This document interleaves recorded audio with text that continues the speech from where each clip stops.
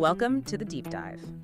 Okay, so today we're jumping into Croatia. We've got this travel guide here, and we're basically going to pull out all the key stuff, the highlights, the interesting bits, maybe some surprises for anyone who's thinking of going or maybe just curious about what Croatia's all about. Yeah, and what really strikes you first, looking at the guide, is just the sheer variety. You've got this amazing coastline, obviously, but also these historic cities, incredible water, national parks. It seems like there's something for pretty much everyone. Totally.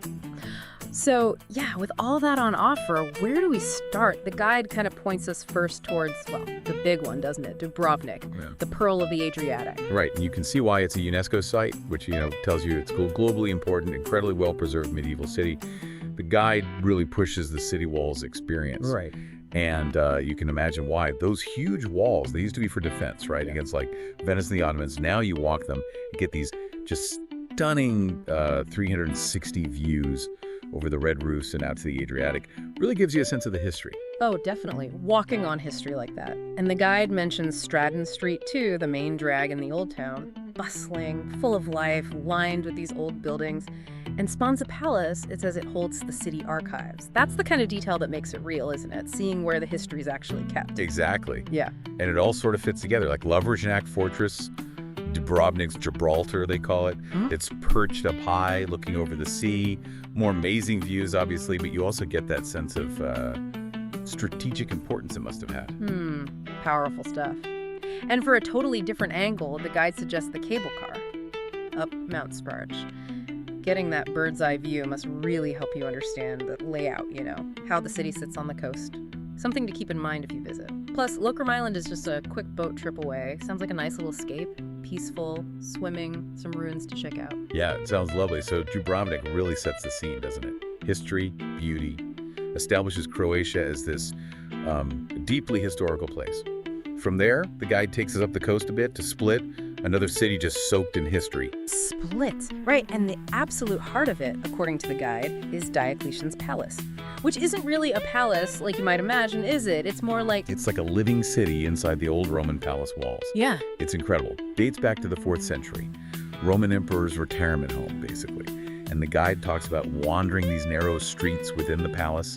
That's the amazing part. It's not just ruins you look at. There are shops, cafes, people's actual homes, all built into the structure of this ancient Roman palace. It's pretty unique. That fusion is just fascinating, isn't it? Ancient stones and modern life, literally side by side.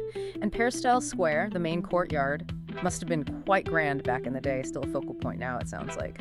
And then there's St. Domnius Cathedral, built inside Diocletian's actual mausoleum. Talk about repurposing history. It's that layering, Yeah. That's what gives Split its character. And if you want to break from the stone, Margin Hill is right there. Bit of greenery, hiking, and those all-important panoramic views over the city and the sea. Lets you get your bearings.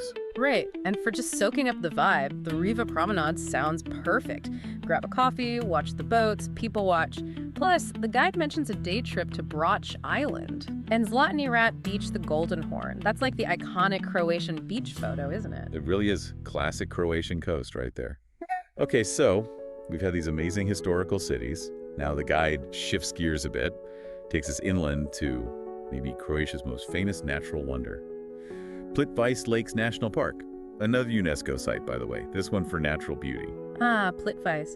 Yeah, even the photos look unreal, like 16 lakes, all connected, waterfalls everywhere. The guide mentions the colors of the water, those crazy blues and greens. Apparently it's down to the minerals and travertine rock formations, nature doing its thing. It's the way they're all interconnected, cascading one into the other. That's what creates the magic, I think. Veliki Slap, the big waterfall, is meant to be the tallest. Must be pretty impressive standing near that. Sounds incredible. And it's not just the water, right? The guide mentions the forests around it, too, and even wildlife. Bears and wolves, apparently. Yeah, it reminds you it's proper wilderness, too. Exactly. It's a good reminder that Croatia's got this amazing biodiversity, not just coastlines and old towns. Definitely. And you can really explore it, too. There are hiking trails, wooden walkways over the water, and even boat rides across the bigger lakes, like Kozjak Lake. Yeah. Sounds like you can properly immerse yourself in it. A real contrast to the cities we've talked about.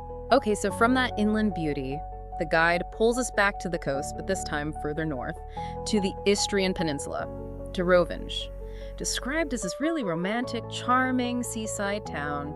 Very colorful. You see pictures, it looks like it's practically sliding into the sea, those Venetian-style buildings. Yeah, fairy tale seems about right. It looks incredibly photogenic with all those colorful houses packed onto the peninsula. And St. Euphemia Church right at the top. Apparently the views from there are just, Yeah. wow, over the town, the islands. I can just picture wandering those little narrow cobbled streets, finding galleries, cafes. Sounds lovely. And the marina, just watching the boats bobbing about. Very Adriatic, I imagine.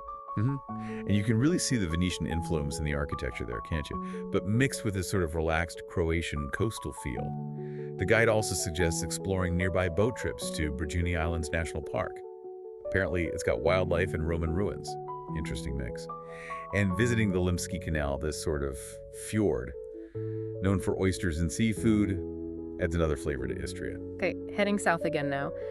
The guide takes us to Zadar, another coastal city, but this one sounds like it has some really different attractions. Different is a good word. Yeah, Zadar's really cool because it blends the history with these unique modern things, like the sea organ.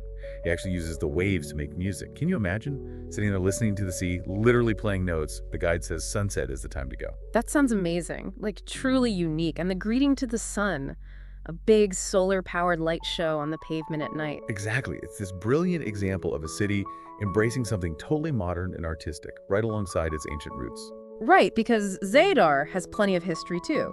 A Roman forum from the 1st century BC, apparently, and St. Donatus Church, which has this really unusual circular shape from the 9th century. Yeah, so the history is definitely there.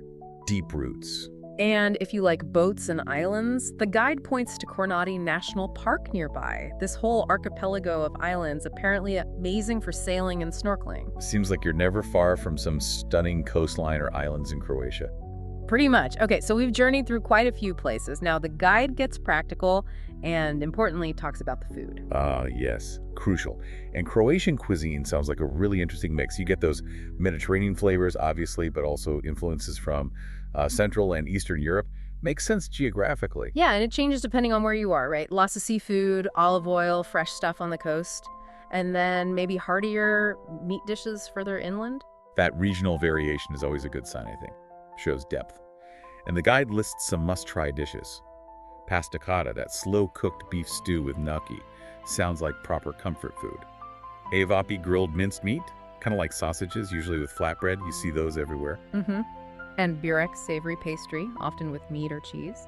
And pika, where they cook meat and veg under a big metal lid, like a bell, with embers on top. Yeah, that sounds like a really traditional communal way of cooking. All sound delicious, frankly. A proper taste of Croatia. Definitely on the list. Okay, finally, some practical tips from the guide. Always useful. Best time to visit. Well, it suggests spring, like April to June, and autumn, September, October. Good weather, fewer crowds, makes sense. Summer, July, August is peak season. Great for the beach, obviously, but expected to be busy and hotter. Good to know. Currency, it's the kuna, HRK, but the guide says credit cards are pretty widely accepted, which is handy. Yep. And language officially Croatian, but English is apparently spoken quite commonly in touristy areas, so communication shouldn't be too much of an issue for most visitors. That's reassuring. And getting around, sounds like there's a decent network. Trains, buses, ferries between islands are key, obviously. Domestic flights, too. And renting a car is maybe a good idea if you want to explore off the beaten track some of the more remote spots. So yeah, it seems pretty navigable. Okay, so wrapping it all up, this guide really paints Croatia as incredibly diverse, doesn't it? Yeah. You've got the history of Dubrovnik and Split, the insane natural beauty of Plitvice, the charm of Rovinj, the uniqueness of Zadar. It covers a lot of bases. It really does. Ancient cities, stunning coast, amazing nature, unique culture, great food. We've touched on quite a bit. It genuinely feels like whatever you're into, whether it's history, beaches, hiking, food, Croatia probably has something pretty special for you. Which kind of leads to a final thought maybe for you, the listener. We've talked about this mix of really old history, like Diocletian's palace, right next to something super modern, like the sea organ. What does that commitment to both preserving the ancient and embracing the new tell us about a country, about its identity, and why it appeals to people today? Something to ponder, perhaps, as you maybe think about your own trip.